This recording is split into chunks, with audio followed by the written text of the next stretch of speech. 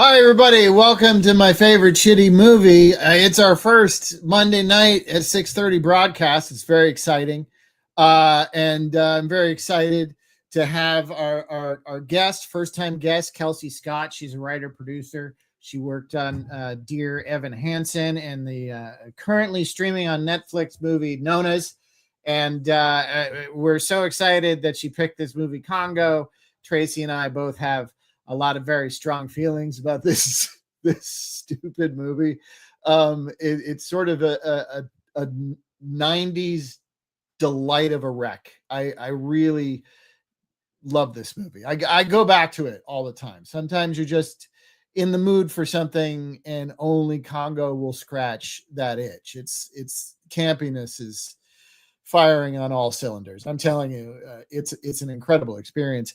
But let me bring on my co-host, and we'll hear what she feels about Congo. I can't wait to hear. Here she is, Tracy Mercer. Oh my God! They have creams for that. The scratching. Amazing. Jungle Rod or not, I don't know. I friggin' love revisiting this. We are in a hellscape of a certain person's creation. I mean, just that's a hypothetical. I'm putting it out there as a working theory. I had not seen this film, I am pretty sure, since the theater opening weekend. I have very fond memories. Took my parents to see it. We laughed, we howled, a good time was had by all. The concept of Jim Cameron's Creature Maker, the great R.I.P. Stan Winston, who in '84 would give us the Terminator, and we talk about a fever dream, my God, and what he was able to do with that. And of course, the Alien Queen puppet that he imagineered, right, in Aliens, of course, and just so amazing. I mean, obviously Spielberg, I always felt Spielberg kind of poached Cameron's Creature Maker, and then put him as the dinosaur maker for Jurassic Park. So obviously Jurassic Park set the world on fire at the box office. And so this film, which it's my understanding had been it's an old Michael Crichton novel. It had been in development since the 70s, and several false attempts. I think at one point John Carpenter was attached to maybe direct it. I would have loved John Carpenter's. Yeah. Comedy. Especially if he would have populated it like the guys from like The Thing, it would have been really, yeah.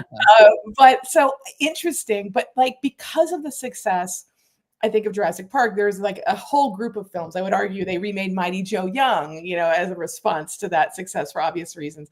And I just think this is a complete delight. And I think you're 100% right in that this is a time capsule of mid-90s studio filmmaking. Frank Marshall, married to Kennedy Marshall, who of course were the great producers behind Raiders and most of Spielberg's great stuff. Frank's behind the camera here for this one. It's a screenplay by John Did he direct Arachnophobia, Frank Marshall?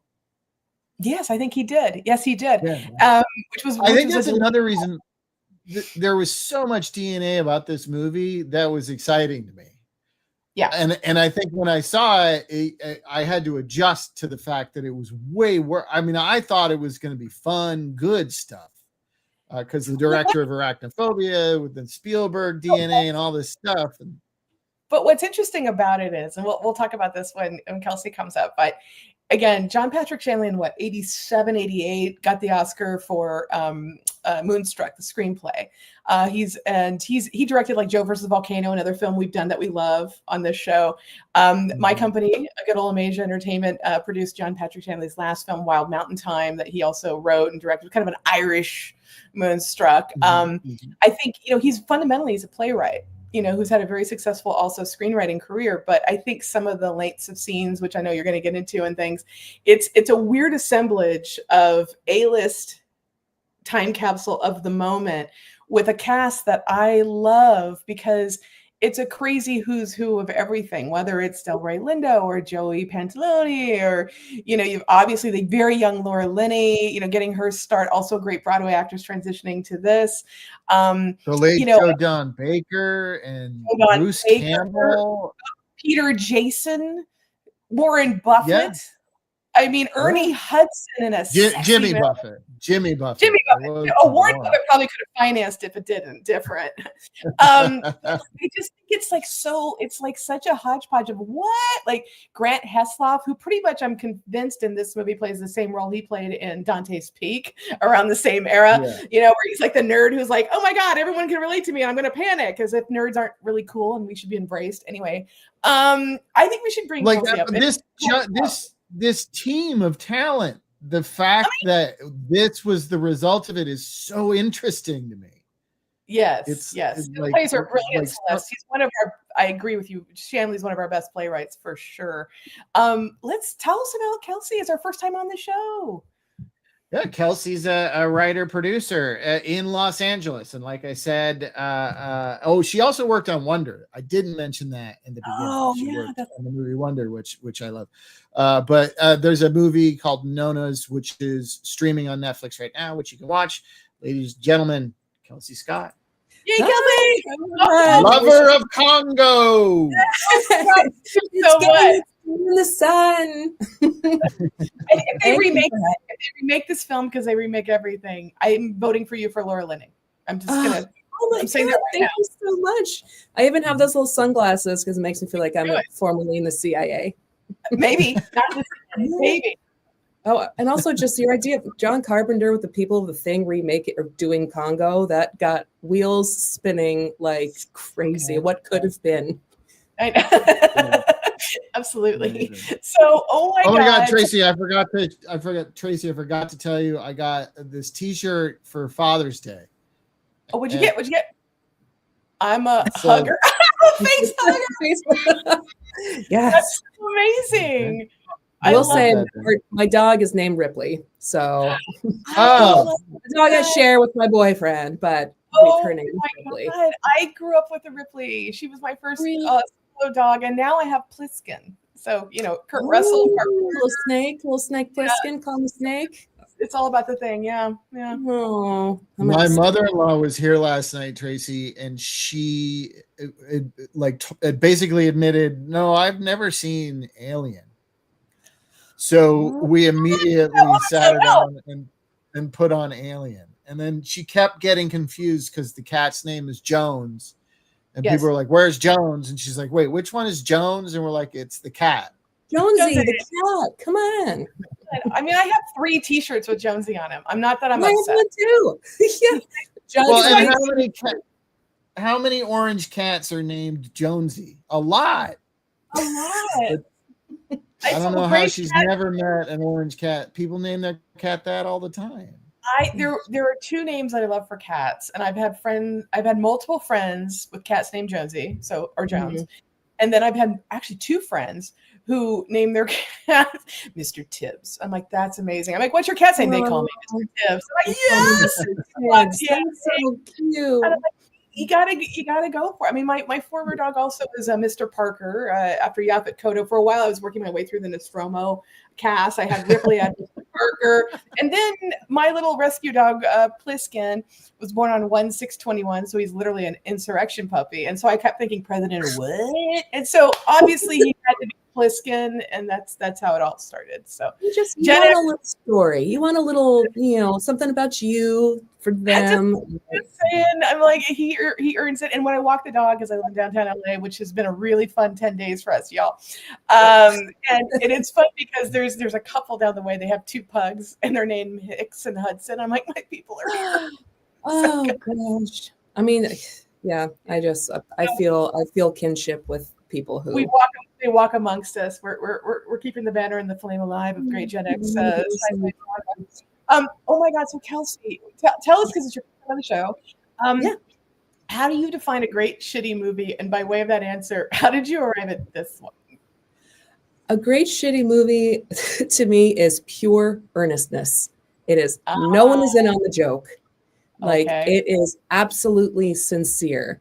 And maybe in the background on set, or maybe there's some people that have questions about, like, do we need the humans in there are some questions, but you have so much talent. It's so front loaded that you don't question it. You're like you said, you have a Pulitzer Prize winning playwright adapting a Michael Crichton, Jurassic Park, Jurassic World, creator of ER. I mean, he also co-wrote Twisters. That kind of might have led to a little. I also directed one of my favorite movies as a kid, The Great Train Robbery, with Sean Connery and Donald.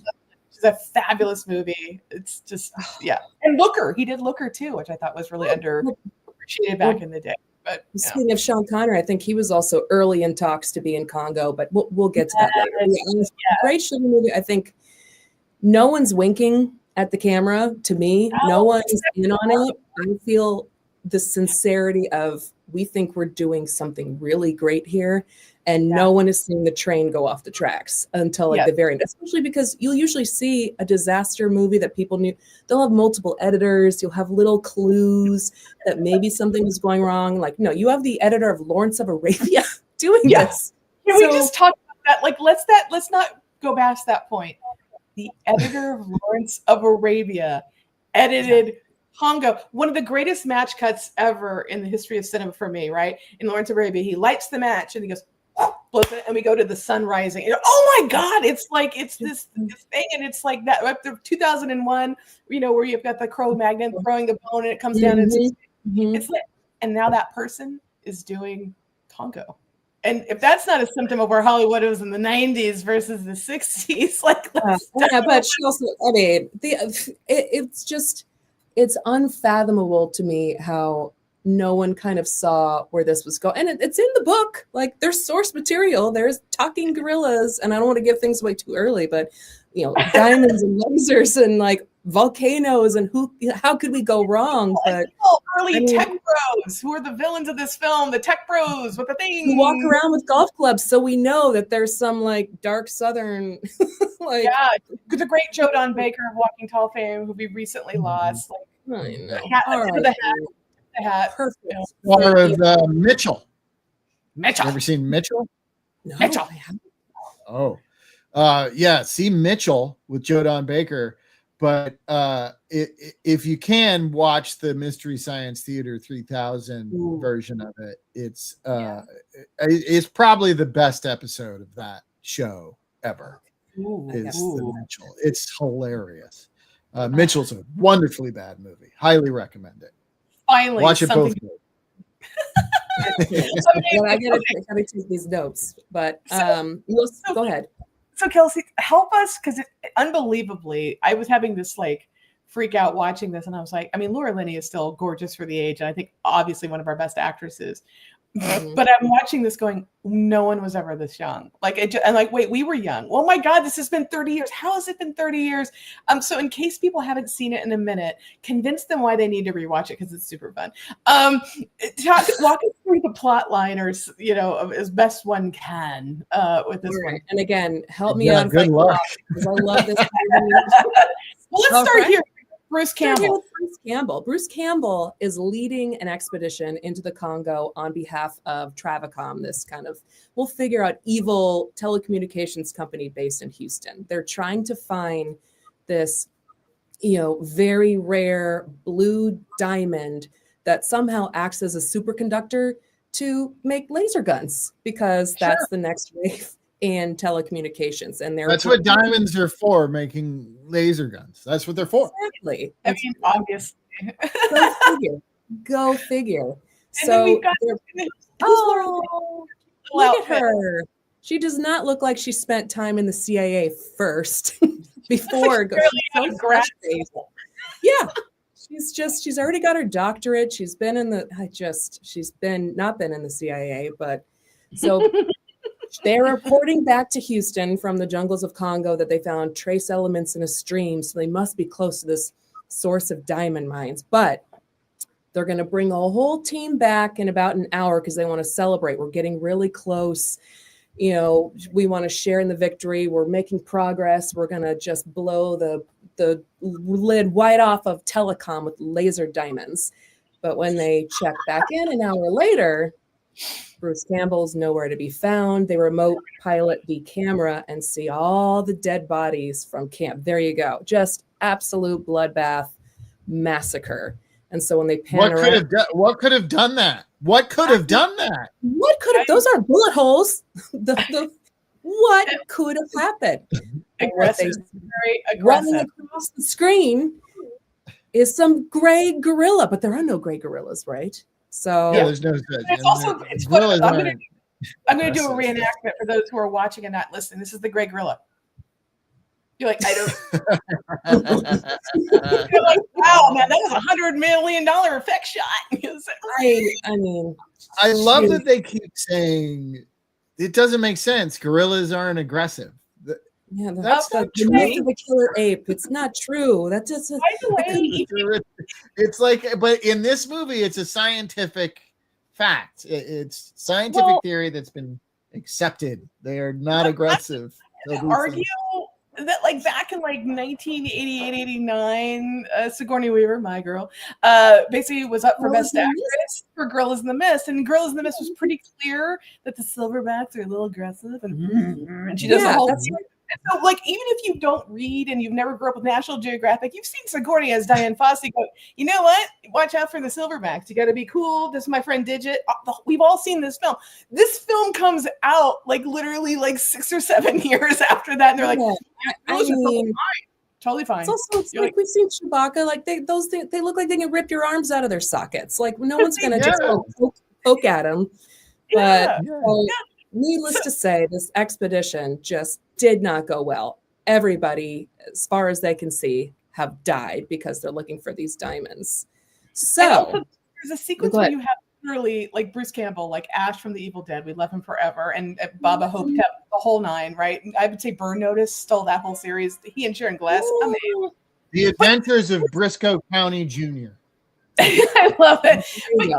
You've got this video where it's like, people are throwing eyes at him, and he's like, "Oh, that's my friend," and you're like, "What? Why is that happening?" But they play it off as this is the part. I think, Kelsey, you've nailed it. They're playing this not for laughs, like the Evil Dead or like Army of Darkness Part 3 of Evil Dead, right? But like for like, oh my God, I'm scared, and you're like, but it's a very realistic. It's like realistic, but it makes no sense that like a gorilla could go. And then very surgical. He's like pulling it out by the root. I mean, we don't know who did it yet, but yeah, it's just instead of like bashing ahead, he just kind of like, you know what? Let me just really, make it extra creepy.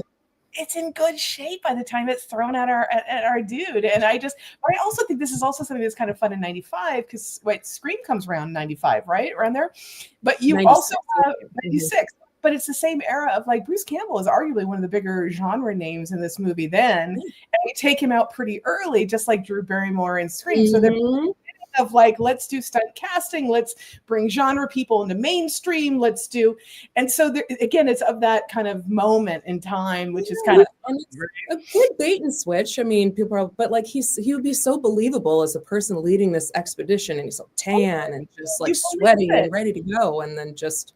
But talk to us a little bit about the setup of the dynamic, the interpersonal plotline play, if you will, between Joe Don Baker, who let's just call him Musk, and then Laura Linney, who was not in the CIA. We'll call her Valerie Plame. What's this scene about? What's their relationship? And how does Bruce Campbell go into that? So Bruce Campbell is actually, and I'll call Travis of Travis Com.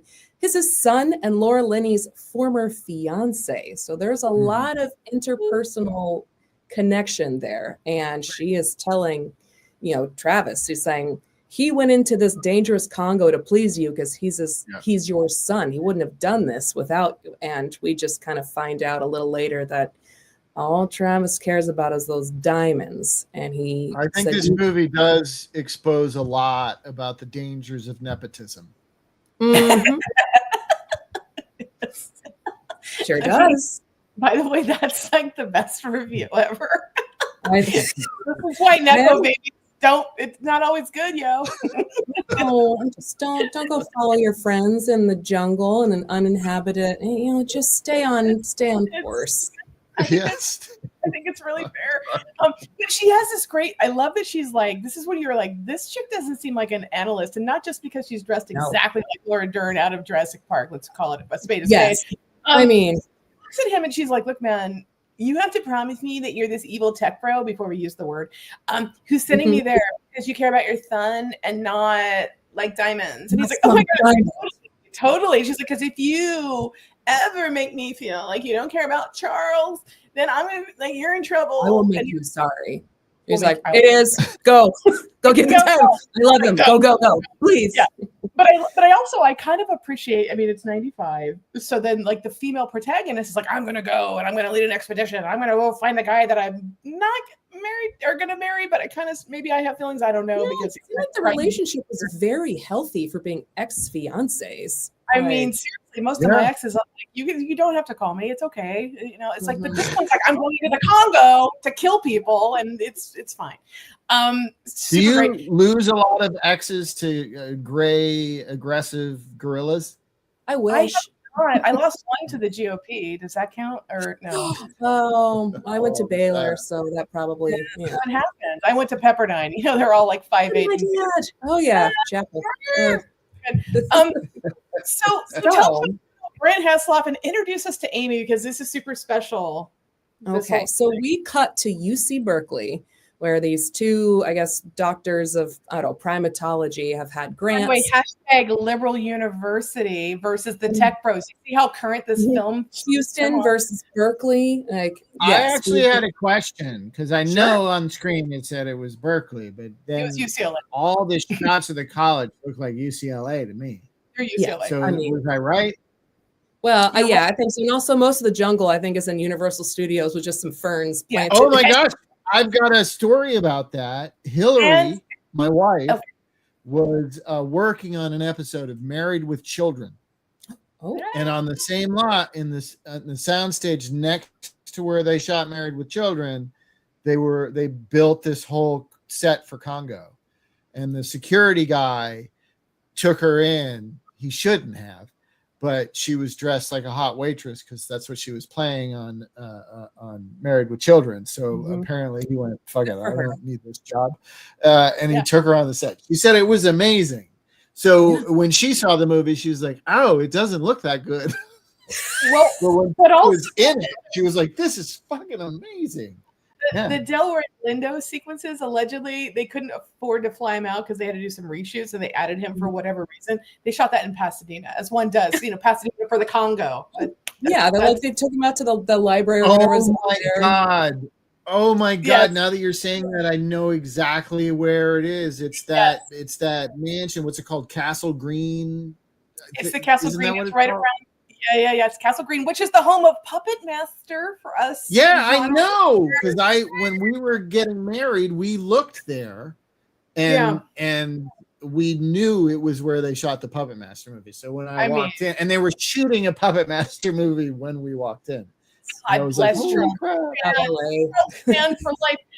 But amazing, right? So this is but I love that on a reshoot. They're like, I guess we could just put Delroy in Pasadena. It's fine. You're like, who makes that call? Amazing. I would have never known had I not looked at Pasadena in the right light looks exactly like the Congo. Exactly. It's just about lighting. It's just lighting. And putting the right plants in the ground. Forget all the craftsmen that you think you know in the Huntington Gardens. It's not about that, y'all. It's all about Congo, similarities. Even the climate. What? Okay, so we got Amy. Amy, this incredible gorilla. I don't know how she came into their care, but they have taught her sign language and also the use of like a glove that can mirror what she's doing and know what the signs are. So she talks. We have a talking gorilla. The way they did it with the electrodes, which you would not do with a gorilla, like live wires that are easily ripped out or electrocuting. It's almost like Barbarolla's tongue box, where she goes, and then she can hear every alien in the galaxy. I'm looking for Durant. You're like, okay. So the fact that they're like, yeah, we've wired this gorilla to this, and I think to your point, like we're going to get to this. Yeah. But like literally, when Laura Linney looks at, can we just talk about how cute Dylan Walsh is? He's like adorable. Adorable. But I love when she's like not in the CIA and she's like, so why do we need a talking gorilla? And I'm like, oh my God, that's because we were all thinking that. Like, why teach a gorilla to talk? And then you've got the William Butler. Kelsey's making the most important point, and this is what made me laugh through the whole thing the first time I saw it, was that Amy makes that one gesture and the words change. It's not whatever Like she just does the same thing, and it says something different. And I love you. It covers. It's like a aloha. It just covers a lot of different things. I feel compelled or a Nazi salute. I feel compelled to point out the timeline of American cinema a little bit. So this comes out in 95. Marlee Matlin wins Best Actress in 86, where we actually did Children of Lesser God. So the idea that we're like, no one's ever seen sign language, and she's like basically like Celine Dion. Yeah. Like that's all Amy's this founding diva, this gorilla, and that's all she does for most of the picture. It's fantastic. I mean, only somebody who's like, I have a studio budget is like, we don't need a consultant for sign language. And you're like, no, do the thing. Do the They're thing. just the poor woman that's inside the Amy costume suit. I can't imagine her mobility was much, where she was just like, all I can do is hug and point.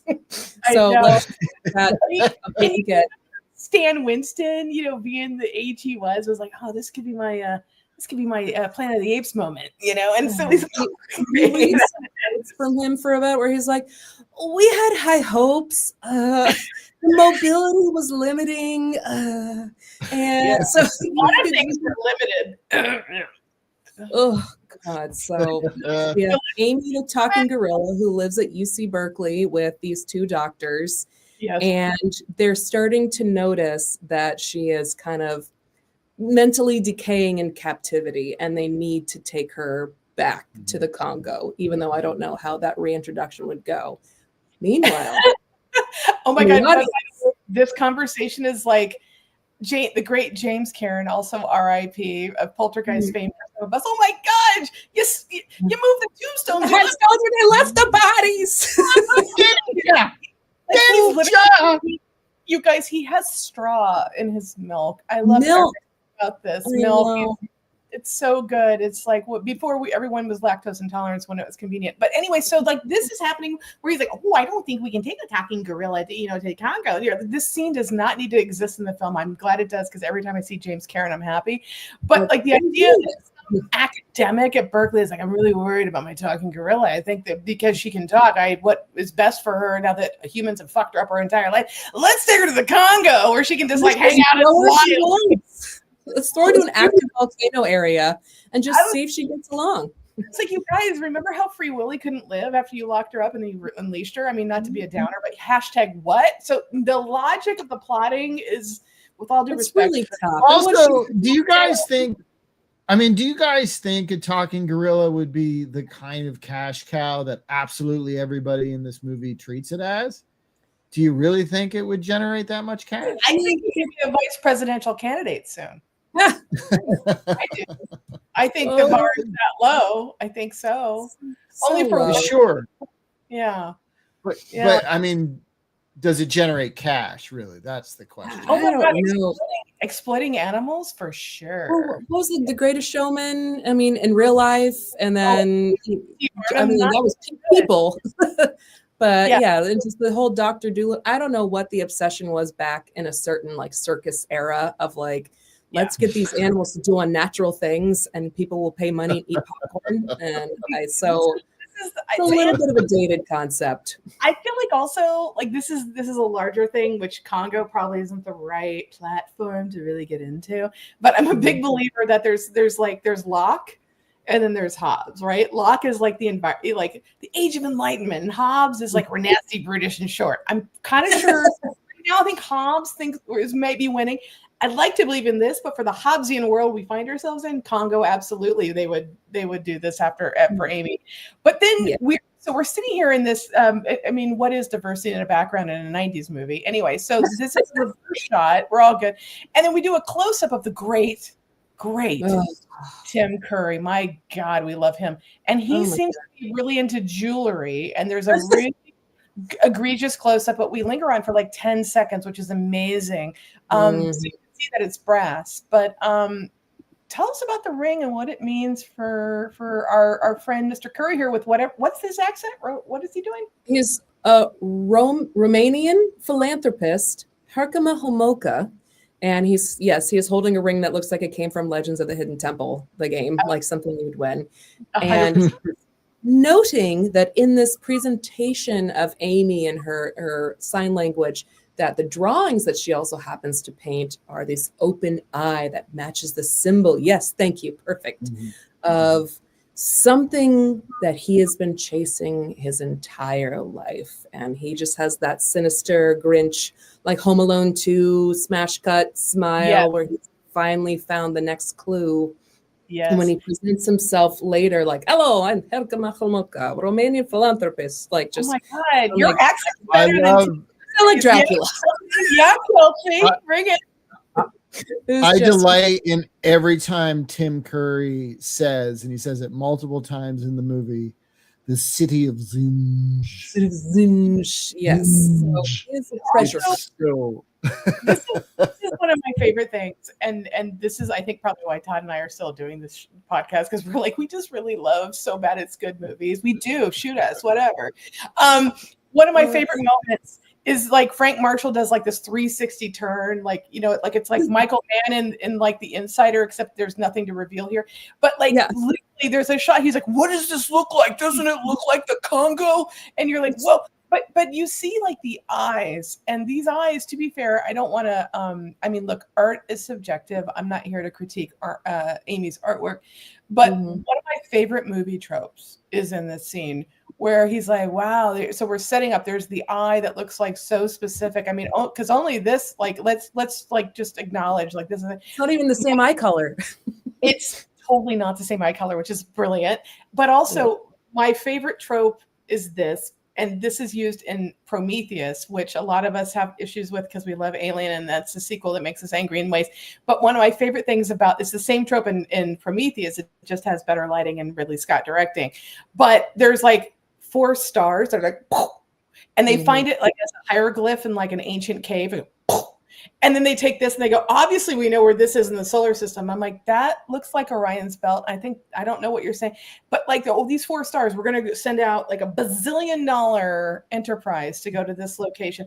That it looks not unlike this in the glyph. So it doesn't work in Prometheus, but God bless Congo for going, clearly this is a sign that there's a hidden kingdom somewhere in the Congo. Starting to look like here. It's starting to look like, and so then there's the great Peter Jason, who we also recently lost.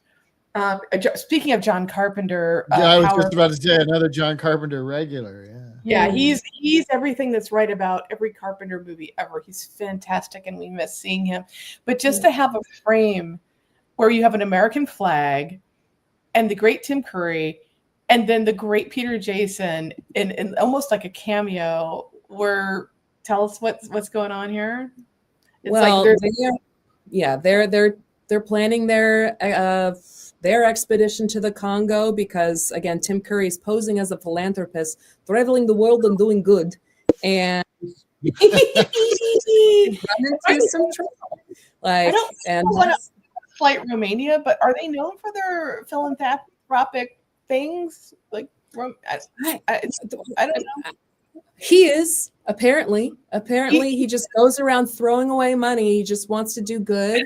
And this Dr. Peter Elliott and his partner Richard, who doesn't get a last name, they just believe him. So like, all right, you're going to pay for a private plane to fly us to Africa? Sure.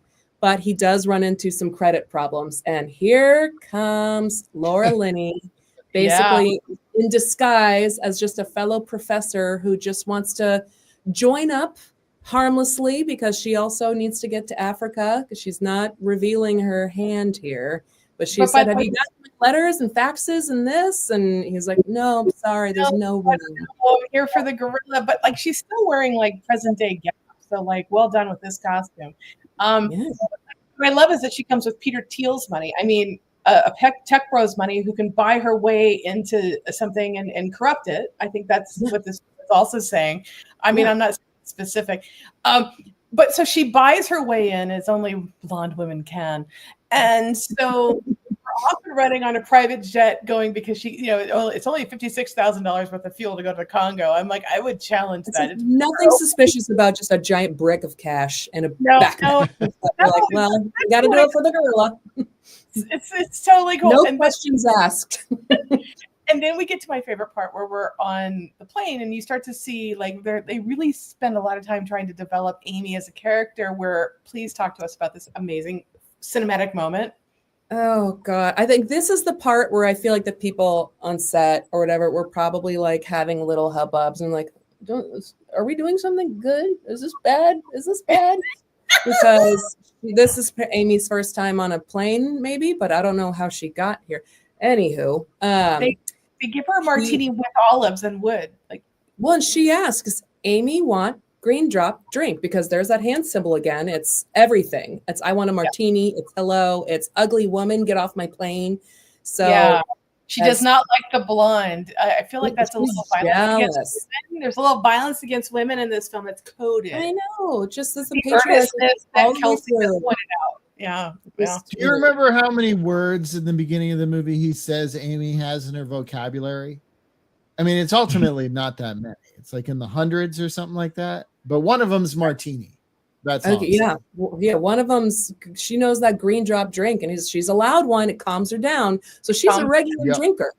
This is a habit for Amy. I have a clip of the moment where Amy gets her martini. I'll show it to you.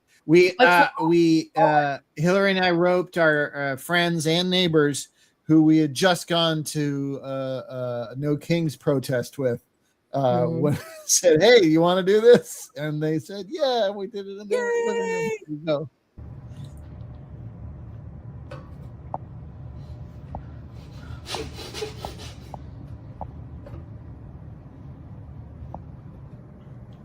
Are you serving that ape a martini? She's allowed to have one. It calms her down. In my life, I have heard many bizarre stories. Containing many bizarre truths.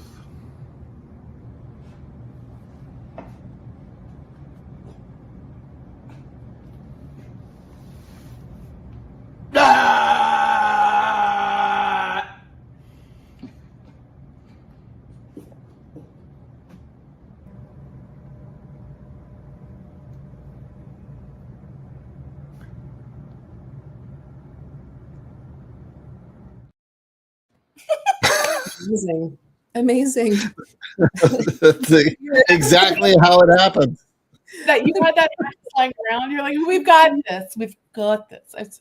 It's like 100. It's like the hat the guy wears in Hundreds of Beavers. Have you watched that yet? Yes. Oh my God. I mean, so PETA should have been all over this film, and they weren't. They were seeking sweat, obviously. So we fuck PETA. What about the human being in that outfit? Right. With mobility issues. They needed one of them sensitivity trainers or something on set. Yeah, SAG should get on that and actually help their members, but that's a different podcast. So can we talk about the great Joey Pants? Joey Pants. Uncredited, as far as I can tell, he's uncredited in this movie. And the only color in the film that's not, green.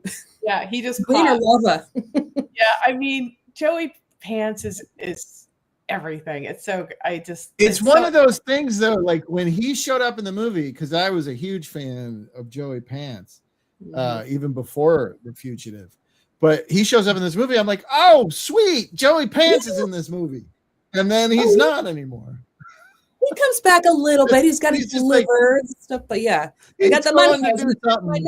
And I wanted to go with Joey Pants, but we had to go with a gorilla instead. But it's also, and this is something that, I mean, again, I don't look to films like Congo to be politically correct or even relevant. That being said, because it was made in 1995, they make a meal, which is to say at least 2 scenes too long. This is again where we are reminded there's a playwright writing as opposed to a screenwriter, perhaps by trade. So there's 3 different setups for this, where one could argue. And again, I'm a white lady with sort of blonde hair from Orange County, so I might not be the person to make the argument.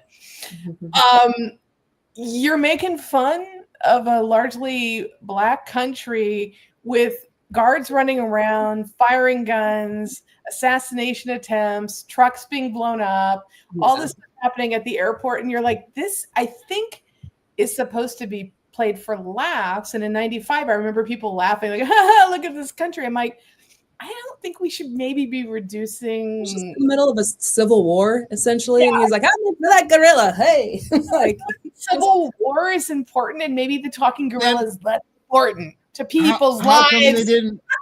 How come they didn't show the white farmers being butchered? Well, because it was the wrong country when Trump said that. It's so weird. I know. So good. Oh, wait. You're bringing modernity and logic into the conversation, Todd. I mean, we don't want that. I We want apologize. lasers and lava.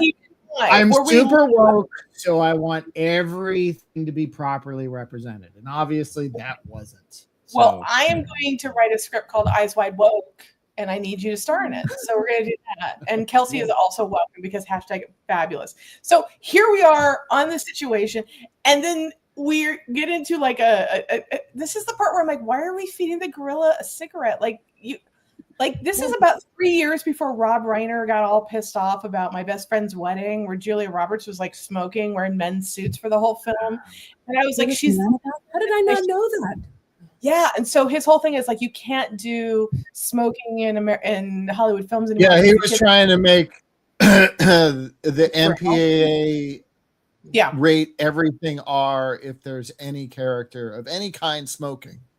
Right, and he used like My Best Friend's Wedding because it was such a box office hit, and Julia's glorious and amazing in it. But her character is a bitch and terrible, and she deserves to end up with her gay best friend because she's awful.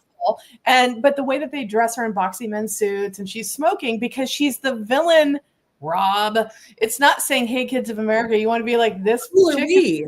Yeah, she's like, she couldn't even be an extra on Sex and the City, and she's terrible. That says a lot. And just like that, we move on. Not going to go there. No. If Kelsey wants to come back and talk about that show, we'll do a whole TV episode. Anyway, so we're like animals are like being given freaking this situation. And then they get like kidnapped by like whatever's going on here.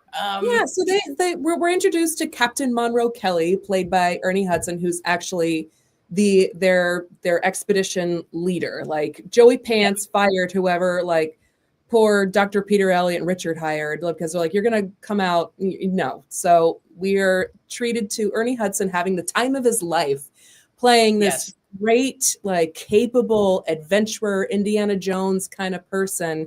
But to get Amy to where she's from, they're running into a lot of hijinks, a lot of Civil War unrest, things being stopped, or you can't cross this border. Who are you? What are you doing here? Like, could you be the assassins who blew up the president's car at the airport that you just came from? So, by the way, the idea. Thank God we don't do stuff like that in this country, huh?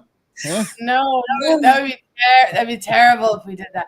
But I also love that, again, in 1995, everyone wasn't so sensitive and not everyone had pearls to clutch. So the concept of like making jokes about what we perceive an African country airport looking like and all this kind of stuff, whatever, really doesn't date well. It's fine. Like that's why we put things into context and everyone can grow up.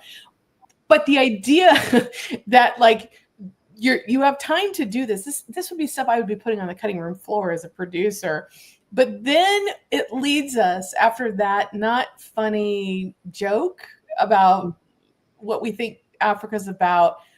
We get to the great Elroy Lindo with his beret. He is like, this is apparently Pasadena shrubbery behind him because that's where they shot it. And I think, Todd, like you had a special note about when he goes off on some curry, right? Eating his curry. He doesn't like Tim Curry. He doesn't like him at all. And Tim Curry is eating. In this moment, it is revealed that Tim Curry isn't just a Romanian philanthropist like that, which he has been. He is just a very desperate, lifelong treasure hunter, kind of like Nick Cage and National Treasure, but disgraced. Like the family name is disgraced, and because Delroy Lindo, he's got a rap sheet on everyone. It's like, you owe money to everybody, and you've been kicked out of every country. Goes to Laura Linney, you work for Travacom, but before you worked for the CIA. So now everyone knows Laura Linney is not a professor. She's not, she has some skeletons in her closet. And it's important to point out what's that? I was just gonna say what's really funny about this though is that Delroy Lindo. So I would argue the scene before this was a really uncomfortable, not fair take on Africa from a Western, I'm gonna say white point of view. Not good. What almost balances this out is that Delroy Lindo in this country is like, hey, I get it. America, you pay me, I help you. However, you're a fraud, you're in the CIA, and he's the smartest guy in this whole film. Yeah, and he's like, guess what? It's like, gonna cost you. You're like, yes. But the flex dramatic behind cheap laughs at Africa's expense, and then bringing Delroy Lindo. In screen time, this is 10 seconds, y'all. 1995. This is really special. Would never happen today. I'm not going to die on a hill that it should, but it makes this film super amazing upon reflection filmically. You look at the editing of the sequence by the editor of Lawrence Arabia, bringing it back to one whole. And the yelling about sesame cake is amazing, and making Tim Curry remove the cake from his mouth. He's like, "You disgust me so much. Stop eating my sesame." Okay, it's just like so. All right, it's important to note though that this whole sidecar of this movie, this whole long sequence of events, has nothing to do with the ultimate narrative. All it is getting us, finally getting us to the story. It's unnecessary. But Kelsey, I think you said before that these were like reshoots. They added it later. They're like, you know what? We're getting to the story too quick. We need to shoot a bunch of shit where they're waylaid somewhere because they didn't have enough narrative. Yeah, so and they had to buy some time because they're moving airports, and they just sent Joey Pants like, all right, this airport's gone, the way of how they've described it. We have to go to another airport. So it's like they had to buy Joey Pants time to get them a brand new plane and like $1 million worth of equipment. And so they're like, we'll just waylay them. 100%. And then he does this I Dream of Genie trick, which I would think would be harder in the Congo, where he goes, it's here. And you're like, amazing. Okay. So we're doing this thing. This sets up one of my favorite set pieces. And I think I got a pretty good still because I loved it so much because. Hope it's what I'm thinking. I think we're on the same page. They get on the plane and then things happen because the narrative says they have to happen to get them to parachute into a situation. They're violating airspace. They're violating airspace in a war zone that they shouldn't be in and whatever. This is one of my favorite non-action star in a frame killer actors in one moment. Can we just give it up? That is my so much. Flare guns taking out heat-seeking missiles that are trying to take the plane down. Because you're just like, she's like, the jig is up. Y'all know I was in the CIA. Step aside. But I'm like, this is flare guns to take this out, and she succeeds, and then Ernie's like, God damn. Yeah. By the way, I want to make a movie where this is the poster.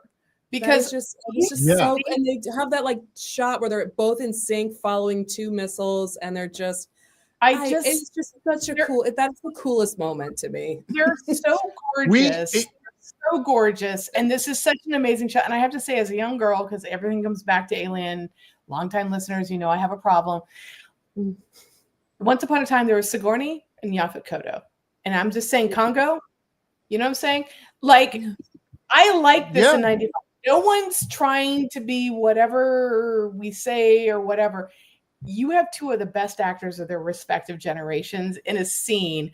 Both of them are better actors than this movie deserves. And this is a moment that exists in American cinema. For those listening to the podcast who aren't watching the visuals, it's a shot of Ernie Hudson with a flare gun, which is silly, and Laura Linney with a flare gun, which is super silly. And they're shooting them so close to each other, they would blow off each other's hands.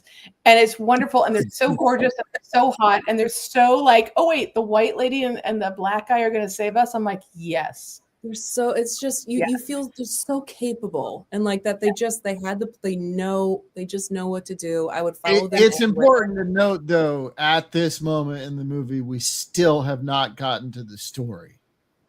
We're still on our way to the Can I story. tell you my favorite? And I want Kelsey to answer this because I don't know if you've thought this, because I hadn't seen this since opening night. So the setup is, okay, we're gonna have to parachute into like Africa, and we have to be clandestine, and Laura Linney is not in the CIA, but she was in the CIA, and we're gonna drop as a bunch of white people. We're gonna drop into the Congo. So their parachutes, of course, are bright red.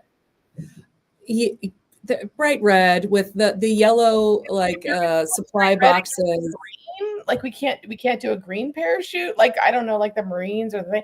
I was like, you guys, we've already established there are people with heat-seeking missiles. Like, you guys are going to parachute into the, I feel like Laura Linney maybe was a bad CIA agent because she's like, this is a good idea. I'm just throwing it out there. Kelsey, thoughts? Well, I mean, the pilot and the co-pilot already bailed. What else are they going to do? They have to jump off. Like I think there was honestly at this point no other way to get into the actual narrative of the movie.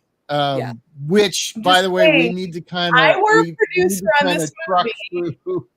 We'll speed it up. If I were a producer on this movie, I'd be like, I think green to camouflage because hashtag Obby. Anyway, so they crash land. This is more Amy Love time. She's like, look, it's a gecko. And then all of a sudden we do bad service of people of color. We have a sequence that, to Todd's point earlier, would have easily been cut out today because we don't give these people agency, and it's a bad stereotype and super stupid.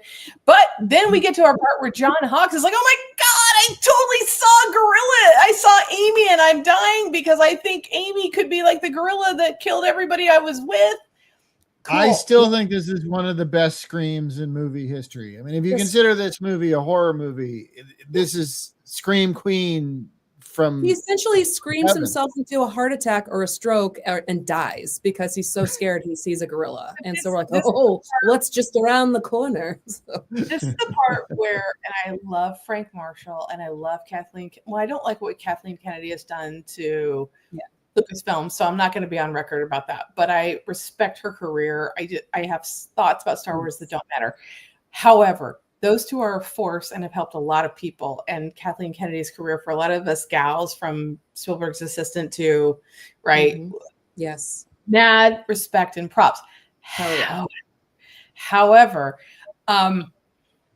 what are we doing in this sequence where, like, this is a thing where no one should be that old that we think people they scream and they scare themselves to death. I would argue, I hate, as Todd knows, because he and I have a little bit of contention about this, I think Crystal Skull, Indiana Jones, is embarrassing. And there's a lot of things that are really embarrassing in that film for me, the least of which is Kate Blanchett is the only bad performance I've ever seen her get there. And also, there's a whole sequence where we're supposed to believe that ants are scary, and they're not. And I feel like there's a generational thing where if you're scared to death, God bless Frank Marshall, who is old enough to have said, this makes sense to me, and John Patrick Shanley too. And that although John Hawkes fully shows up, like, it's not scary. So especially as Amy walks in and it's just the woman in the costume, and you're like, even then, come on, guy, it's not that bad. It's on the right path. It's clearly meant to raise the stakes and maybe also announce, you found the plot. You're getting closer to the X on the it's map. like really scary what they're going to. I mean, you it's guys, and then to move this along, we are down the river, a Heart of Darkness style, without Joseph Conrad helping us, Eric Tivley. Someone gave her some dope, so Amy's knocked out.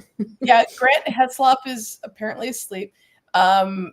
Mr. Walsh is like, I'm here. We have matching outfits. Everyone is very Gap 1995. And then Amy's asleep, but there's a banana peel that we have to put in frame. So that's interesting. We do a reverse cut where even Ernie Hudson is like, I'm going to look this way towards the camera because this is a lot of exposition for basically Tim Curry to explain to Laura Linney, not in the CIA. This is why it matters. That's this is not why a banana peel. It's a rope, Tracy. Oh, okay. Yeah. Banana peel. Earlier, they did give her a banana with a pill inside so she could be knocked out for the river trip because it's smart. This is also, and I get this film was an hour and 48 minutes, but I would argue the next sequence are going down the river, which I'm sorry, if you read literature, you have to think Heart of Darkness, and sure. And then all of a sudden there's a really, I would argue, I would have cut this out as a producer because I think it's silly. A hippopotamus attack. A very Jungle Cruise, if you've ever been on the Disney ride. Cruise, complete with the racism. So it's super Disney, although not a Disney film. Interesting. So this happens, and you're just. But it is, I think it's important for people at this stage in 1995. It was important for people to realize that hippopotamuses aren't fun, jovial things. They are not. They're terrifying. By the way, deadliest. This is animal a true on the planet. This is a true factoid I learned. There was a certain year I produced a TV show called Through the Wormhole, and we were up for an Emmy which was really lovely. I love losing an Emmy to better shows. Anthony Bourdain, you were better, and we miss you. Shark Week. One of those episodes was like, actually more people are killed by hippopotami than sharks. Yeah. You guys need to stop hating on sharks because hippopotamuses are badass. They're ragey. They're like intent. They have intent. So we have this great Disney sequence of them going down. It's like a video game. We're on the next level, and it's very Jurassic Park. We got the kitchen. So we need to have these little adventure pockets, and we do get the backstory from Tim Curry of King Solomon's mines and what happened. And there's all these special hunters. Go ahead. But here's the thing, though. It's like and again, it's an hour and 48 minutes, but I would have cut the hippopotamus scene at night because we go from Tim Curry doing exposition as written, and then they're like, let's do a forced action scene where the action set piece just and I to was like, have but it doesn't work. And by the way, we signed up for the gorilla movie. So I don't know why you're doing a hippopotamus thing. I would cut that out because whatever. I could have saved you a bunch of money. And then Laura Linney, not the CIA, is like, I don't know what we're doing. I'm going to follow the gorilla. And then they cut to this shot. Again, the great Ann Coates is like, yes, I did Lawrence of Arabia. I'm going to follow the gorilla. Aimless guys follow the gorilla. And then we get to this thing where everyone's confused and they're like, well, what are we seeing? And then all of a sudden they walk up into this situation where you're like, okay, this is the sacred spot. This is where the nerd, because everyone hates a nerd, even though they shouldn't because we're awesome. So granted, that's going to die badly. We quickly get into a temple. And this shot you've seen in every movie you've ever seen with a temple. So not interesting. And so then we get to a point where they're like, the first time we see the gorilla, we're like over halfway through the film. We have 38 minutes before we see the first gorilla. Yeah. And this is not me not being able to take a picture of the screen. This is literally the way they directed it, because I think they were trying to hide. They were trying to hide what it really looked like. And so there's flash cuts and they have flourishes of like not in focus.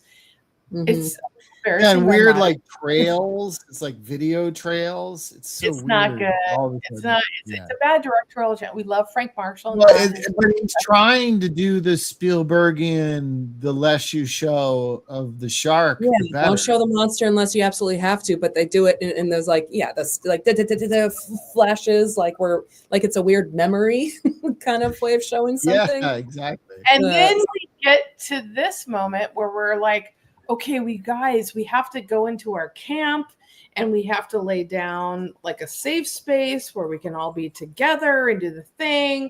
And we have to be reminded that Amy has her little action figure doll because I guess she's a girl, so she needs a doll. Anyway, so we do the thing. And then this sequence where Laura Linney has all of Peter Thiel, I mean the tech bro, I mean not tech bros because we didn't have I mean whatever.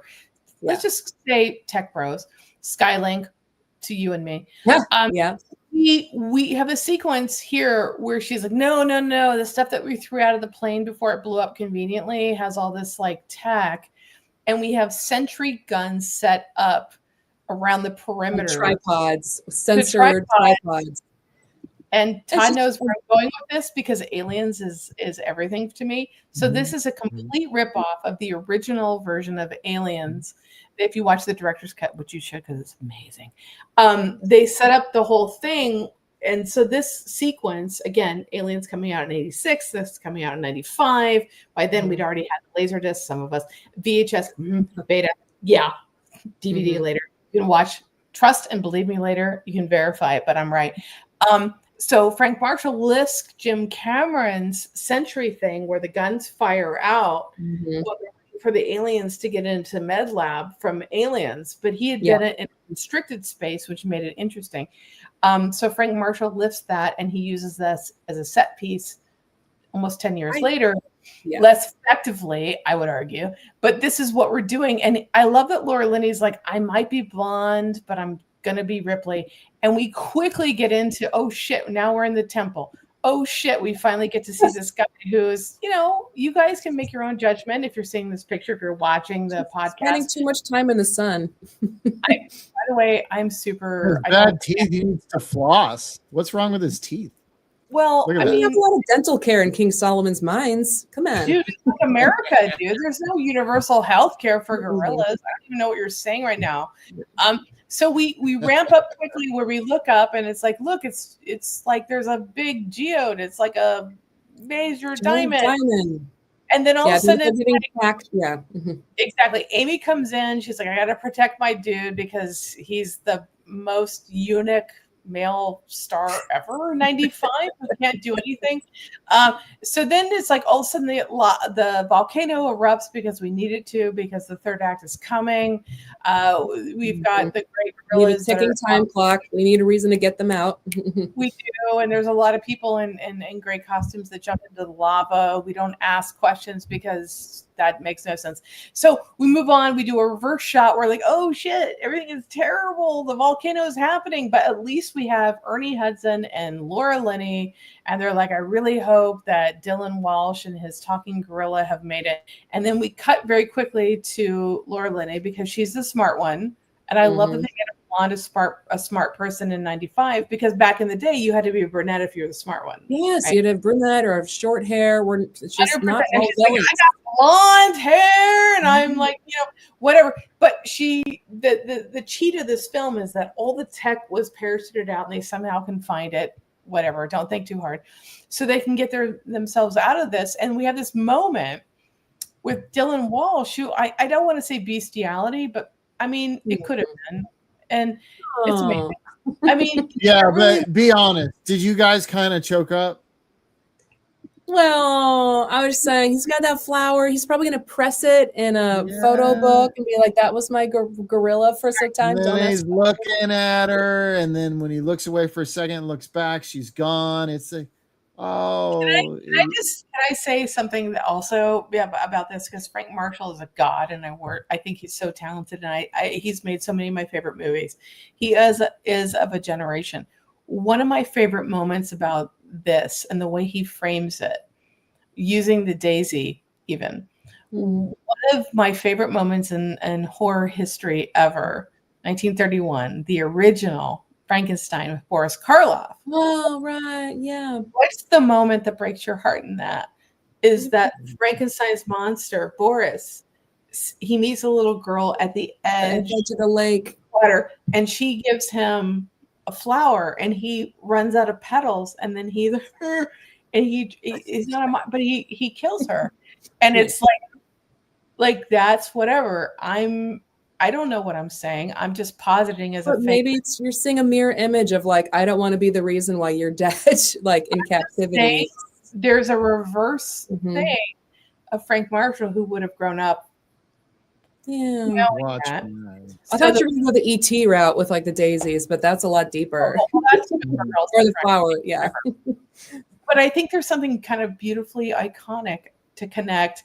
And this goes into Kelsey, because I think your thesis that started our show tonight. So I just want to, like, again, I go back to one. I'm into development.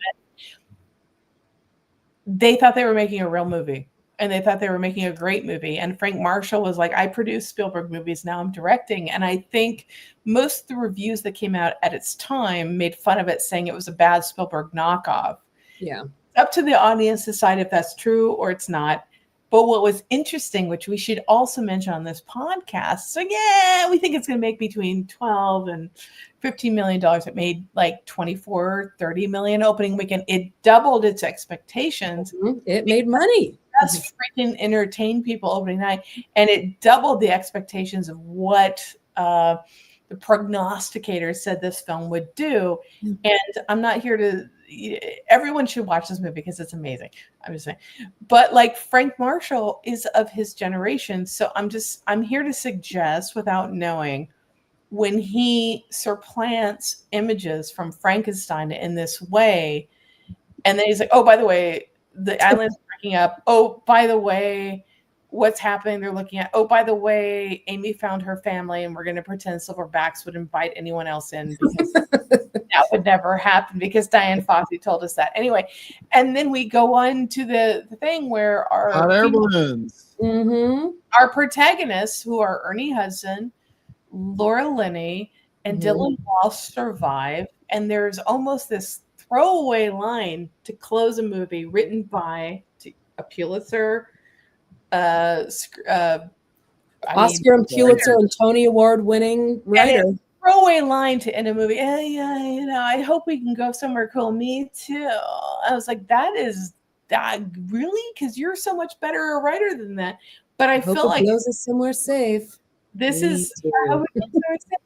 But it's like, so it's a weird wrap up, but it's intrinsically interesting in that, like, and I appreciate this, and I want to point this out, and I actually, Kelsey, would like you to, you don't have to agree. I'm curious to your thoughts. When I was watching this, because I'm so used to like the hot blonde lady, and Laura Linney is the hot blonde lady. I don't care that she's, whatever she is, and a Juilliard graduate, but she never is. She doesn't even flirt. She calls Dylan Walsh's wimpy guy out. I would argue he's badly written for. I'd argue she's a little too harsh. And the reason she's not seen as too harsh is because Laura Linney knows how to moderate, because she's that great. Yeah. And so my question for you is, isn't it kind of cool that in 1995 there was a movie where a hot blonde, Laura Linney being the hot blonde, doesn't have to have romantic chemistry. She doesn't have to end up with Dylan Walsh, who needed the talking gorilla to save him at least 3 times by my measurements. And that seems kind of progressive, walking through a lens of 2025. Kelsey, bring us home. What do you think? It was such a relief to see that you can just be good at your job and not be bothered. Like, just let me get my flare gun. Let me find my dead ex-fiance. Let me get this diamond. Let me blow up my company's satellite because they sent me to Congo. Just let me do my job. Don't force me to have chemistry with this like milquetoast nerd. Maybe Ernie Hudson and her had a little more of like, we've seen some things. We have battle scars. We actually have a touch of chemistry if we were in a different non-life or death situation. But the fact that you just got to see like a Ripley, you got to see a capable, really smart, really, she doesn't run or anything, but athletic woman just doing her job well. And she doesn't have to take any, and she's dressed in khaki head to toe. There isn't even a moment where she takes off and has like a tank top because we're like, oh, we want to give you a little something. Like a professional woman, which I have to point out in 1995 was rare. Yes. And so here's what I'm saying, and this is bad because Hollywood does nothing original. I understand what they're going to say about people's ages. All I'm saying is I would like to remake 50 Shades. I would like Laura Linney to be the Jamie Dornan role, and I would like Ernie Hudson to be the Dakota Johnson role. And now I'm talking. That's interesting. Wow. Sexy and hot. And by the way, do it older, because it turns out older people have sex. I mean, just here to suggest. Go figure. Oh, I love it. And while we're on ages and Jurassic Park, the age difference between Dr. Ellie Sattler and Dr. Grant, she was like 20. It's like 25 years. Yeah. And here's my problem. Here's the thing. I'm very conflicted because I love Laura Dern as an actress. Mm-hmm. And if I'm Laura Dern and I'm that beautiful in Jurassic Park era, and I get to be, Ellie in your movie and whatever, I would not have an issue with the age difference. I mean, I would, but I pretend I didn't. But my problem with Laura Dern's character in Jurassic Park is that there's a moment in that film where everyone she cares about is out there being attacked by Stan Winston monsters, to bring it back to the film we're here to talk about tonight. And she's eating ice cream that's melting. She's like, oh, it's so sad. I'm like, here's the thing. That scene betrays your character, because some of us had really good fathers when we were in third grade on Betamax, because I'm that old. Rented Alien. So when I was 9, I was like, Alien. So when you're 9 years old, and then whatever it is, 10, 15 years later, Laura Dern's like, I'm so sad. Everyone I care about is dying. Yeah, John Hammond's telling this flea circus story, and you're eating tapioca. And I'm like, I was like a baby girl seeing Sigourney Ripley try to save everybody, and they ignored her. Why she and the cat live, and no one does, because they don't listen to women. We don't believe women. Anyway, yes. But I was like, I got that in third grade. Laura Dern being inappropriately too young, which both Sam Neill and Laura have talked about. Yeah. Which is interesting. Google it, because now Laura Dern is almost as old as Sam Neill was then, right? So it's like this thing, but it's like women can activate and do things. And I feel like with this movie, Laura Linney, who, I adore her. I think she's gorgeous. She's an amazing actress. But she has this incredible ability to, I would say, with no disrespect to John Patrick Shanley, some terrible dialogue in this film.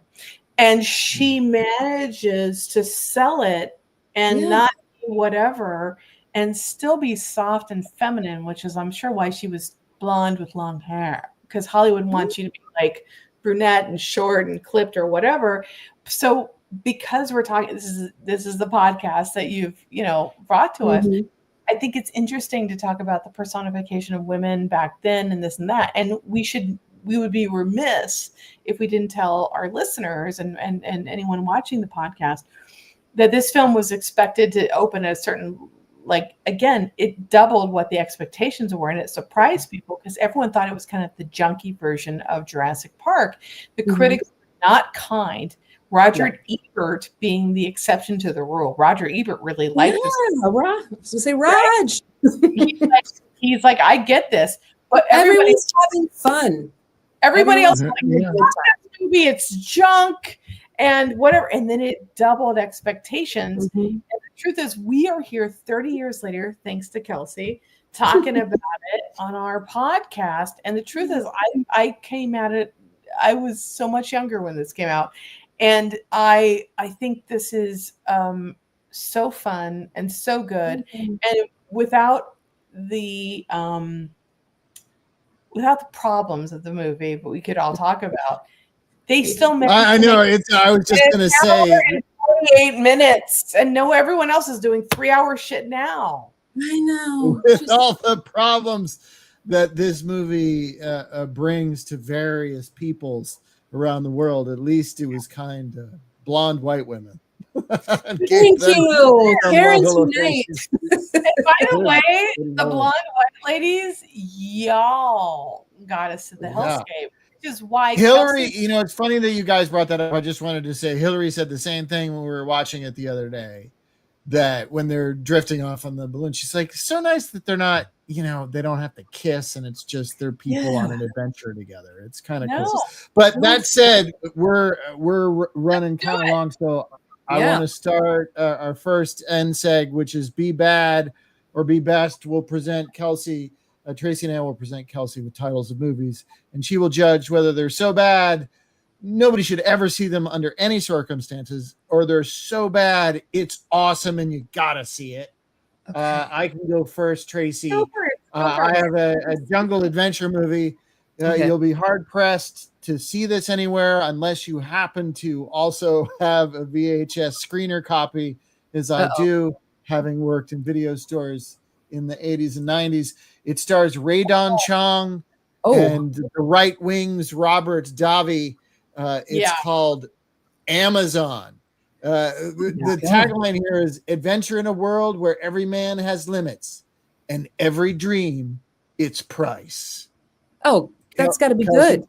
I don't. I mean, you've got me in a jungle. He's got a knife. You've got denim. You've got a headband. Where? I mean, sign me up. So be good. Good. That's a Be Bester. Tracy, do you want to weigh in? Best. I'm going to say Be Best because, like the film Kelsey brought to us, it's of its era. It's on theme.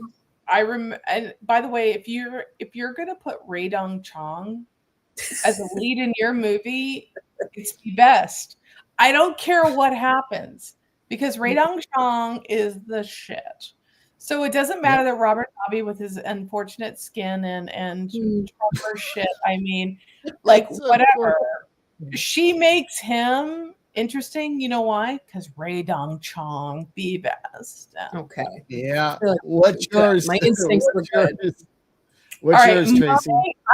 My theme is going to be very Mr. Rogers sophomoric, which will become clear soon. But I mean it. Love you. I want to know what you both think. Is this Be Bad, Be Best? Once upon a time, I mean, obviously King Kong being the grand everything. The premier ape. It's because Kelsey brought this. I was like, okay, I thought about what do I want to do.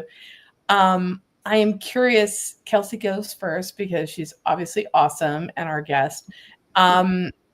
Peter Jackson decided he thought he should remake King Kong with Naomi Watts, Jack Black. Oh, and Adrian Brody got titled too.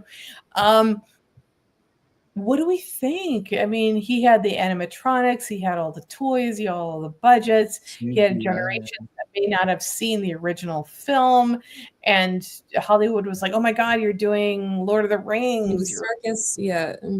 So, what do you think, Kelsey? Did you see it? Did you like it? Did you Be Bad, Best? I saw it. I saw it in the theater. Nothing, like no memory of it. And I it breaks my heart when I know how much work goes into these and how many people are involved but I just, and again, Lord of the Rings we saw Andy Serkis at California Adventure after the first Fellowship of the Ring came out, and we'd watched we were just like, are you Gollum? Like we were just very excited. And I might say be bad with much appreciation for all that went into it. It didn't hit. And I think I was also maybe starting to OD a little on special, like CGI being the overwhelming visual experience of a movie as opposed to practical stuff. So it was starting to get into that video game territory for me. But again, with nothing but respect for the work that goes into something like that. Yeah. So, fair. So Be Bad, Todd, Be Bad, Be Best. Wait. This is actually a hard one for me because I've seen this movie. I'm challenging you, my partner. There you go. I've seen this movie a bunch of times, but like, and I enjoy a lot of things about it, and I appreciate movies with lots of monsters because there's more than one monster in this movie. So it's got that going for me. It's 3 hours, so that's part of the problem. I think is that it like individually maybe each hour has got stuff, but it's stretched too thin. I mean, King Kong, the original, is what, 90 minutes? Or not even, like 75 minutes. It's not a long movie. No. And this is way too long. Peter Jackson, something happened to him with Lord of the Rings, and now he can only make 3-hour epic movies, regardless of the subject matter. Right? A giant monkey movie shouldn't be this long. So I would say be bad, but I say that with the caveat. I've watched this movie a bunch of times. I will probably watch it again. I will probably laugh every time Jack Black says, "'Twas beauty who killed the beast." I love this. I will also say be bad, because I don't think it works. I don't think it's memorable. That's the greatest sin. Yeah. It's not when it's that long and not that long, and when you have to more than double the original film, and it doesn't resonate. I will say, and I want to do a shout out, because I think it would be wrong not to. I think that Naomi Watts is like firing on all cylinders. I think she gives her. She gives a gorgeous performance in this movie.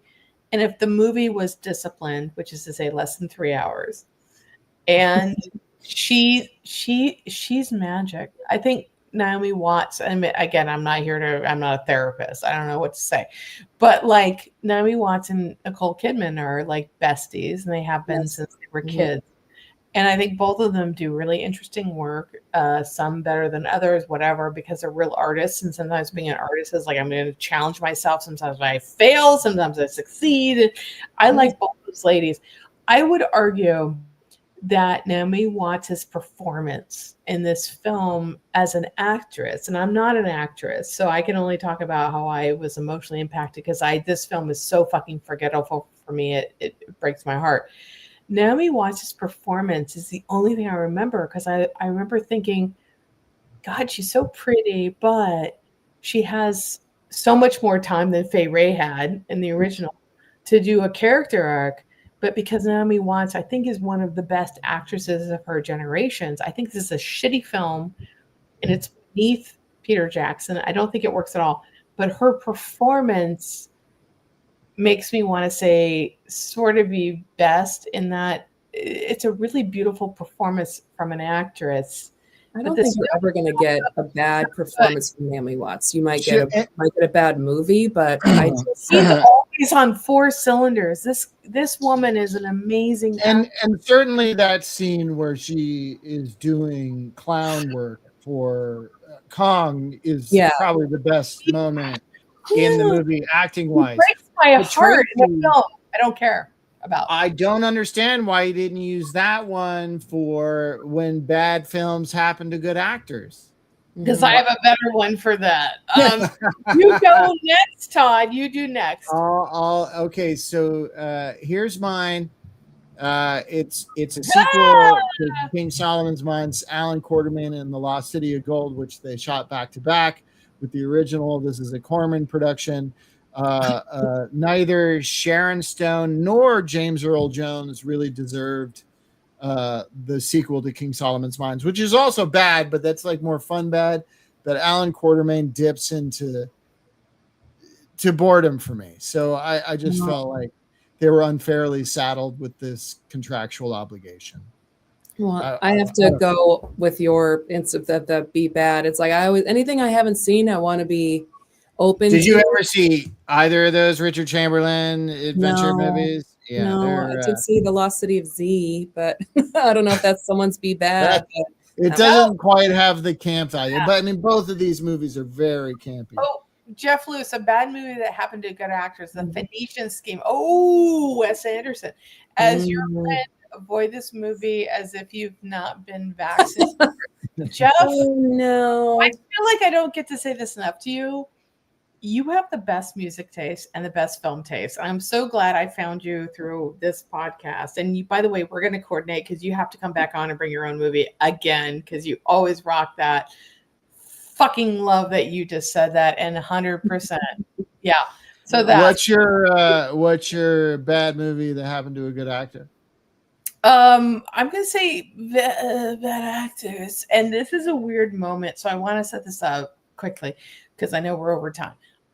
So I was like a baby kid, whatever, Gen X, and I remember my dad had already shown me the original King Kong as when I was probably way too young by teacup generation standards to watch these things. But I already knew the story because I'd seen the original film from 1931, and we went to go see King Kong, Dino De Laurentiis's. We have the great Jeff Bridges, who has the best head of hair ever. Fight me. Charles Grodin, who I fucking love and everything. Jessica Lange, it was her introductory introductory, like, I have now arrived as a she got an introducing credit. Yeah, which is amazing. Much. But I want to pull focus because Dino De Laurentiis is complicated for people who are women or producers or no film history. That being said, I thank him for a lot of his legacy. But here's the thing: the most exciting original motion picture event of all time. I would argue when you're making a remake, you shouldn't say original on the poster because you're remaking someone else's. Oh my God, I didn't even clock that. Yeah. Here's the thing for Gen Xers looking at the poster, for those listening and not seeing what the poster of the original King Kong from 76. Problematic. King Kong, this is how we know our world has changed. King Kong is straddling the Twin Towers that no longer exist. So we took the Empire State Building and we replaced it in 76 because it was a new building that seemed to suggest American exceptionalism because we, you know, yeah, it was taller. It was taller. Yeah, no, we're American. So you're like, oh, you got two giant dicks, amazing. Mm-hmm. So the idea that Dino De Laurentiis, the Italian producer, put King Kong straddling the Twin Towers with this. I remember as a kid, because my parents took me to see it, I was a real baby, but Dad had already shown me the original. And I just thought, this is a terrible film. But I love Jeff Bridges. I love Jessica Lange's performance. I think Dino was so about showcasing how beautiful Jessica Lange was that he missed what made Fay Wray's iconic for the age performance of King Kong special. Jessica Lange slays amazing. Oh, of course. But the objectification of Jessica Lange, and I would argue the lack of proper writing to update to the 70s. I think this is a dated film. I think it's a not good version of King Kong, but I love Jeff Bridges, and I think Jessica Lange is doing some elegant stuff, which actually lays the track for her to be Frances. Like you see the talent there. She's one of our best actresses. So I think, and there's a famous thing, you guys can go to Graham Norton. You think this is a bad film that happened to Jessica Lange, right? Well, I think, and Jeff Bridges and Charles Grodin, because they're all great. All of them. You guys, if you're listening to this, Google Graham Norton, Meryl Streep. Meryl Streep was up, so Meryl Streep versus Jessica Lange to get the role. And Dino De Laurentiis didn't understand that. She understood. I know where you're going with this. Yeah. Talent. So when Dino De Laurentiis said, "Oh, why do you bring me this ugly thing?" On the couch of James Corden, Meryl appropriately, I'm sorry, I wasn't pretty enough for King Kong. He understood. He said it in foreign language. Not expecting that she actually spoke the language, and she said back, like, he's like, not only am I an amazing actress, and I'm like rocking Joe Papp's Shakespeare in the Park, and I'm the actress of my generation. Fuck you. I'm sorry, I'm not pretty enough. Jessica Lange, beauty is objective. Jessica Lange gives a great performance, I think, in a shitty film version of King Kong. So the reason to watch it is because Jessica Lange is amazing and Jeff Bridges is really hot. So just do that. But I think when bad films happen to good actors, they're all firing on all cylinders, and it's not a good movie. Yeah, So, and it's another thing where it's earnestness. It's just you're like we're giving a game. yeah. So it's just Yeah, and I think it's more than that too. It's like if the movie's bad enough, it sucks in somebody who normally rises above it, or you can tell they're better than it, but she gets lost in what is garbage. Although I think Grodin is unintentionally maybe hilarious, or maybe it was intentional. Maybe he's like Gina Gershon in Showgirls. He knew what he was doing. No, she didn't know. recently at Sinespia. The boost. We'll end this on a positive note. Tracy and I are just gonna boost some movies, but before we boost, we're gonna have our guest boost. Boost something. Yeah, Kelsey. I'm just gonna Nona! boost. Yeah, you said it earlier. Nona's. It's a lovely movie, real story, based about an Italian man who just lost his mother, and he was missing her Italian cooking. And so you can actually go to this restaurant on Staten Island where he just decided to hire a bunch of Italian grandmothers, Nonas, to cook in the restaurant. So whenever you go, you feel like you're eating your grandmother's cooking. And it's got, Talia Shire, it's got Lorraine Bracco, Susan Sarandon. I mean, Vince Vaughn is in it as well, but we like to pump up the ladies, and Brenda Vaccaro. So you've got like Urban Cowboy and Godfather and Rocky and Sopranos and all these just amazing women. And the restaurant now does Nonas around the world. So you can go in and have like Korean grandmother cooking. You can go have Thai and Mexican food. So it's just a lovely little true story streaming on Netflix. So go see Nona's. It was a I feel like you make movies that are going to make me cry, Kelsey. Why do you want to make me cry? Because either you want to cry feeling good, or you watch a horror movie so at least you feel something. So that's kind of it, where it's like you watch horror. By the way, I need that on a t-shirt, and you should profit from that, because hashtag yes right now. Yeah. It's like, I don't want to cry because I'm like just devastated. Oh, happy cry, or I'll just watch a horror movie so I know like at least my adrenaline's still working and I'm not just numbing to everything, but trying to participate. Yada yada yada. So Nona's on Netflix. Thanks, everybody. Yeah, Nona's on Netflix, you guys. Tracy, what's your boost? What are you boosting? Well, I hate to be redundant, but because Todd always does the better themes than I do, because I'm usually all over the place, but I'm actually living in downtown LA, watching the LAPD and the sheriffs blow up my neighborhood when no one else is. So I'm a little angry. So I'm being a little redundant, a little reductive. I'm sorry if MAGA needs me to define reductive, call me. Yeah. Anyway, it wouldn't be any good. Well, but it's true, because then they'd have to read or listen. But anyway, it's all good. I'm working through my anger because my home is like my loft is it up right now.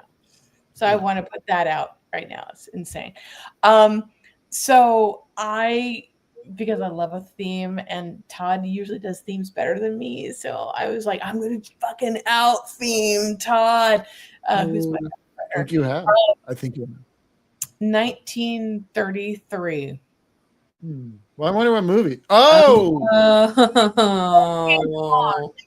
And here's why I want to lift it. I feel like people are like, oh, I know the King Kong story, and you probably feel you do.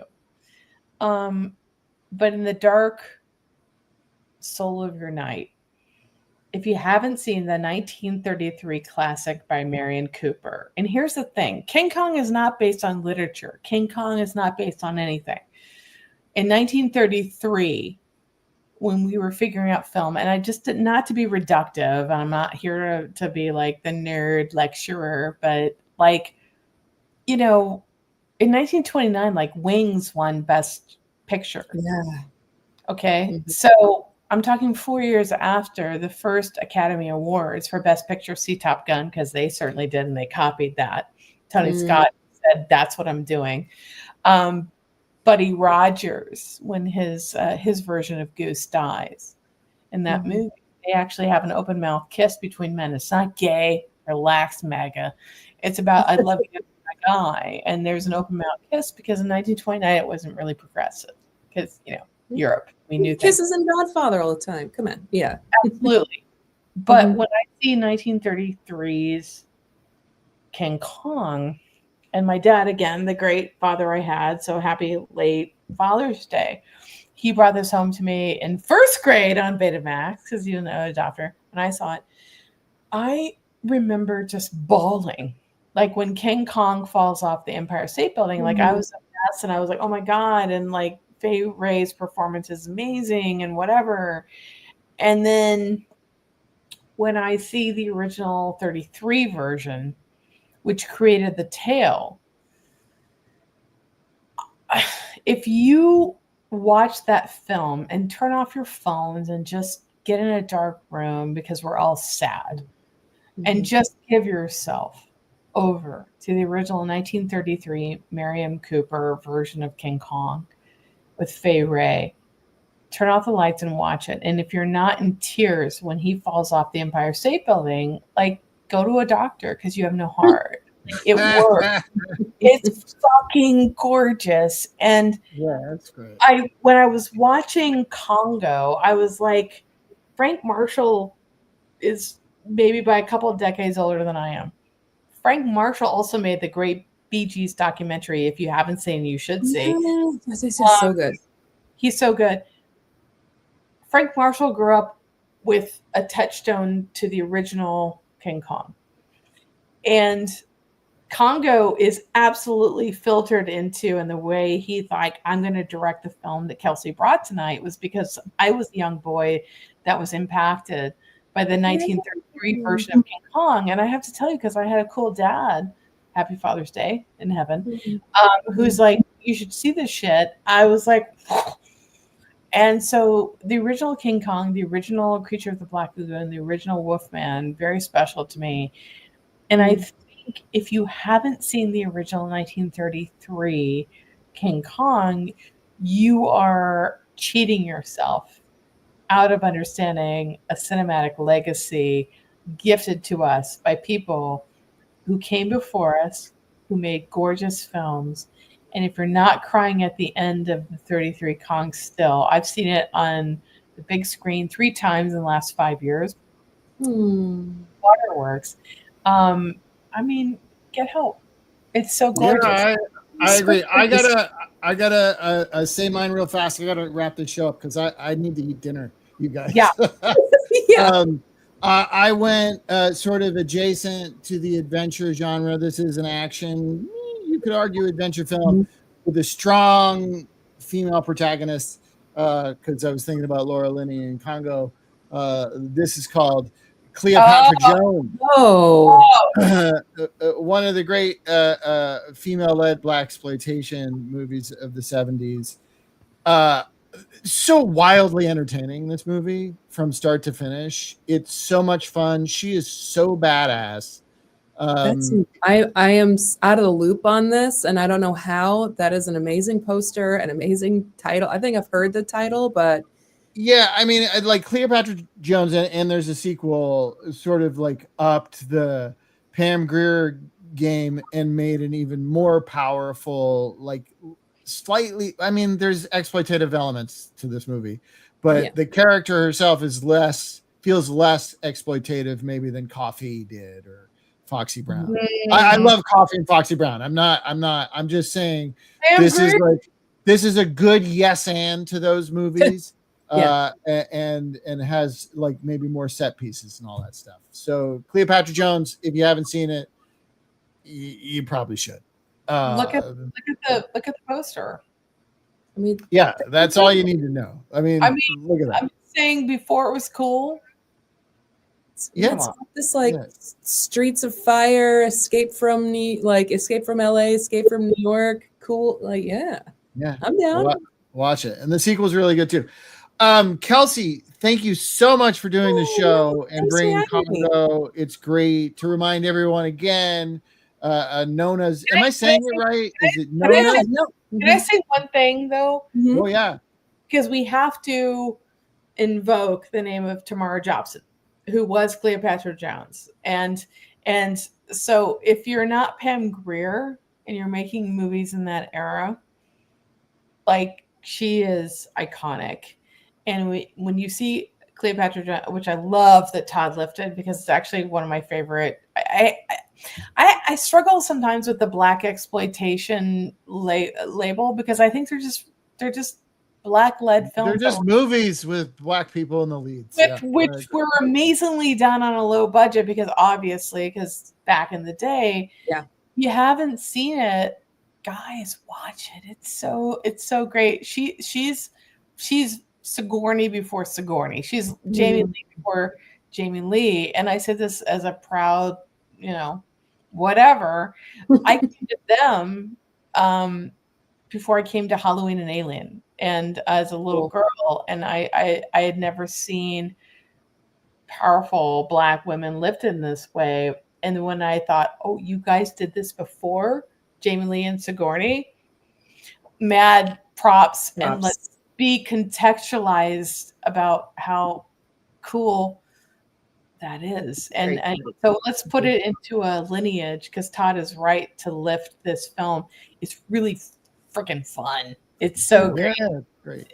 Got added to my letterboxd. There we go. Yeah, add that to your letterbox. Well, thank you very much, Kelsey, for doing the show. This was so fun.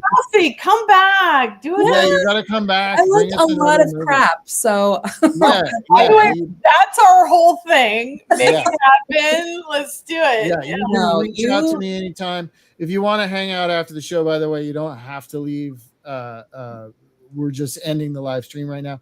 But thanks everyone for watching. Thank you everybody for watching. We'll be back next Monday night. Who knows what will happen? We don't know. Watch the page for details. We'll see you then. Okay, bye.